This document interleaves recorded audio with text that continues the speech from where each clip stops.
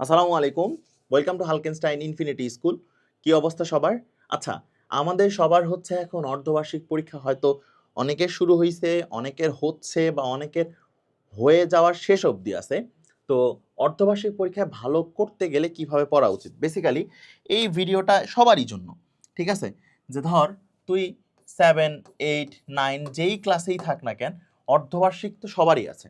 তো বেসিক্যালি অর্ধবার্ষিকে ভালো করতে গেলে 5টা জিনিস লাগে। অর্ধবার্ষিকে ভালো করতে গেলে কয়টা জিনিস লাগে?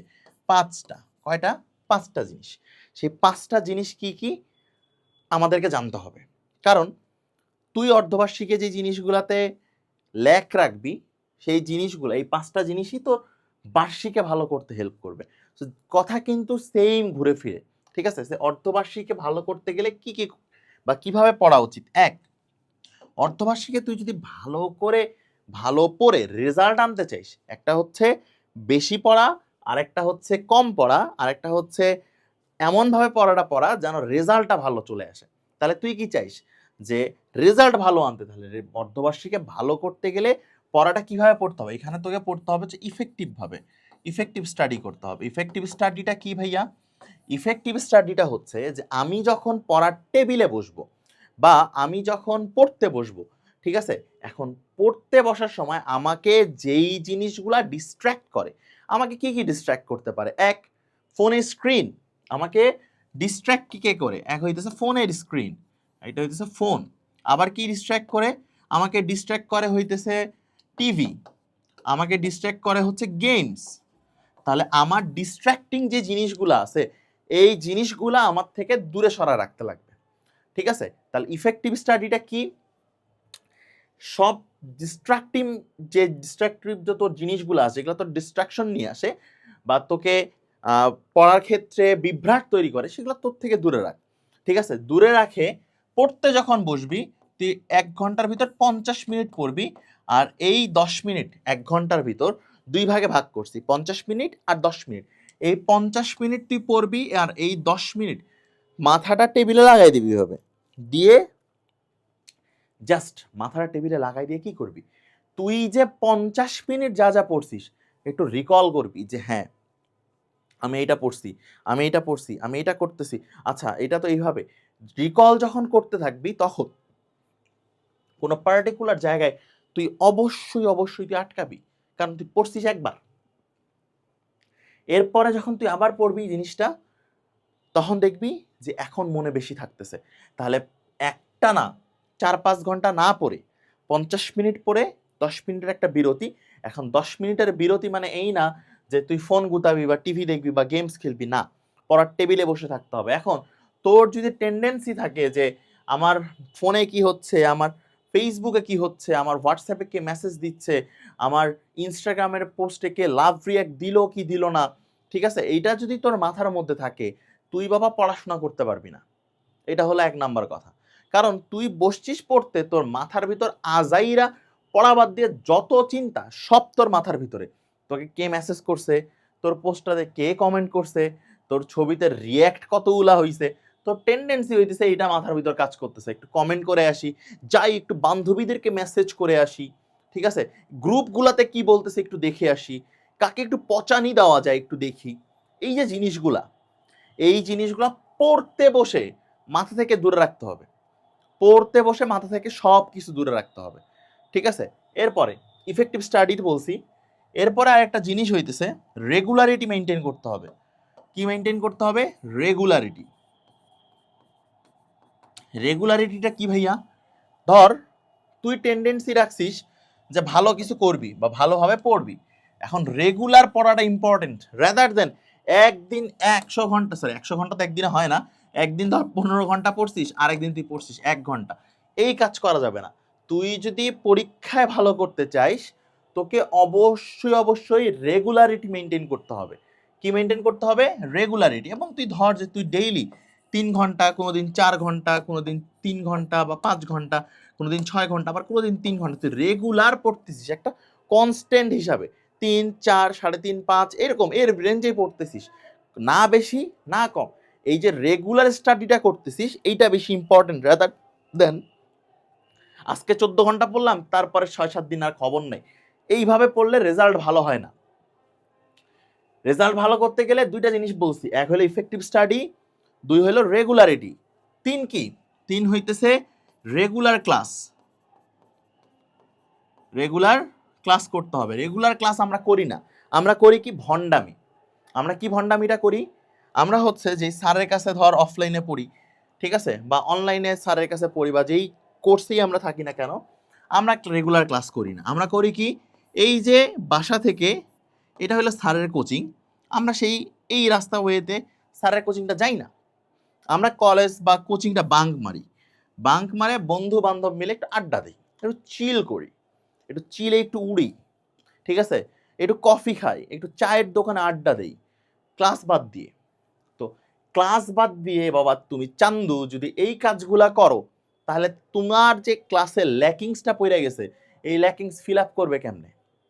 স্যার আজকে যে টপিকটা বুঝাইছে, স্যার যদি আজকে লগারিদম বোঝায়, স্যার যদি আজকে পরিমিতি বোঝায়, কিংবা স্যার যদি আজকে গতিবিদ্যা বোঝায়, তুই তো ক্লাস করিস নাই, তখন তুই কি করবি? তখন তুই পরীক্ষার আগে খুঁজবি হচ্ছে ওয়ান শট। এই ওয়ান শট ক্লাসগুলা কাদের জন্য? এই ওয়ান শট ক্লাস হচ্ছে তাদের জন্য যারা প্রিভিয়াসলি পড়াশোনা করে আসছে, লাস্ট মোমেন্টে সাজেশন দরকার, ঠিক আছে, একটা পুরা ক্লাসের রিভিউ দরকার, এই ক্লাসগুলো হচ্ছে তাদের জন্য। তোর মতো আকাম্মাদের জন্য না, যে তুই কিছুই পড়িস নাই, পরীক্ষার আগে ওয়ান শট দিয়ে পার হয়ে যাব। আর এই পার হওয়ার টেন্ডেন্সির কারণেই মেজরিটি পোলাপান খারাপ করে, ঠিক আছে। তো এই যে রেগুলার ক্লাসটা করতে লাগবে। হ্যাঁ, তোর শরীর খারাপ থাকতে পারে, ফ্যামিলির সিচুয়েশন আসতে পারে, বা ফ্যামিলি প্রবলেম আসতে পারে, তোর পার্সোনাল লাইফে ইস্যু হইতে পারে, that's a very different case. কিন্তু তুই পরীক্ষার আগে বা পরীক্ষা প্রিপারেশনের জন্য যে স্যারের কাছে যাবি, তুই ক্লাসেই যাইতেছিস না, তুই স্যারের কাছে নামকা ওয়াস্তে যাইতেছিস না, বাস বাসা থেকে টাকা দিতেছে 2000 প্রাইভেটের, সে টাকাটাও মাইরে দিতেছিস। তাহলে লাভ কি হইতেছে? কোনো লাভই হইতেছে না। না তোর ক্লাস হইতেছে, না তোর রেগুলারিটি মেনটেন হইতেছে, না তোর ইফেক্টিভ স্টাডি হইতেছে, কিচ্ছু না, বিগ জিরো। তাহলে তিনটা জিনিস বলা হয়েছে, আর বাকি আছে দুইটা জিনিস। সেই দুইটা জিনিস কি কি? সেই দুইটা জিনিসের ভিতর একটা জিনিস হচ্ছে কি, routine maintain. Routine routine maintain, ঠিক আছে, রুটিন মেনটেন করতে হবে। রুটিন মেনটেনটা কি, যে ধর তুই এখন আসিস স্কুলের লেভেলে, ঠিক আছে, তোর কাজ হচ্ছে স্কুল যাওয়া, স্কুল থেকে ব্যাক আসা, বাসায় একটু ফ্যামিলিতে সময় দেওয়া, একটু ক্রিকেট ফুটবল হকি যেটাই খেলতে ইচ্ছা করে খেল, নাহলে একটু পাবজি খেল, বা যে কোনো কিছু কর। এর বাদে তোর কাজ হচ্ছে পড়াশোনা করা। এছাড়া তো তোকে কেউ বলে নাই যে তুই হচ্ছে আমাকে ইনকাম করে আনে খাওয়া, তোর হচ্ছে টাকা ইনকাম করতে লাগবে। এখানে তো ফ্যামিলিতে কেউ বলে না ইউজুয়ালি, যদি খুবই এক্সট্রিম সিচুয়েশন না হয়, সাধারণত কাউকেই এই প্রেশারটা দেওয়া হয় না। তাহলে তোর মাথায় তো কোনো প্রেশার নাই, তাহলে তোর কাজ হচ্ছে রুটিন মেনটেন করা। তুমি উঠতেছো সকাল 10টায়, তোমার ক্লাস আছে সকাল 7টায় বা 8টায়, তাহলে হবে? হবে না। তুই রাত জাগতেছিস 12টা, 1টা, 2টা, 3টা, 4টা পর্যন্ত। এই তোর 4টা পর্যন্ত কি কাজ?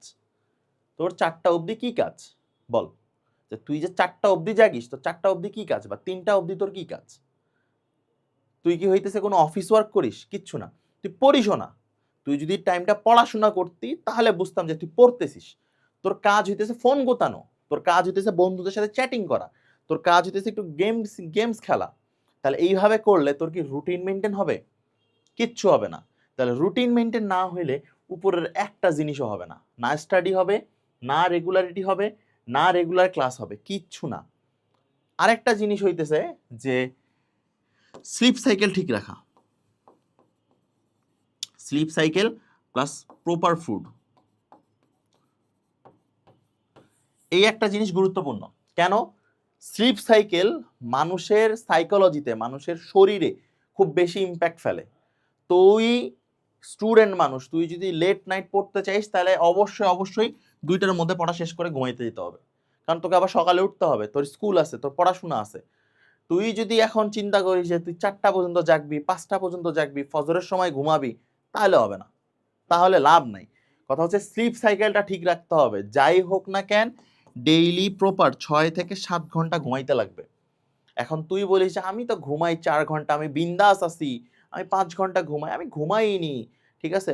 স্কুলে যে আবার ফ্লেক্স নিস, আমি তো সারা রাত ঘুমাইনি, সারা রাত গেম খেলছি, সারা রাত চ্যাটিং করছি, সারা রাত স্ক্রল করছি, করে আবার স্কুলে যাই তুই ঘুমাইতেছিস, তুই কোনো কাজই করতেছিস না, তাহলে তোর ইফেক্টিভনেস কই, তোর প্রোডাক্টিভিটিটা কই? তো কিছুই নাই।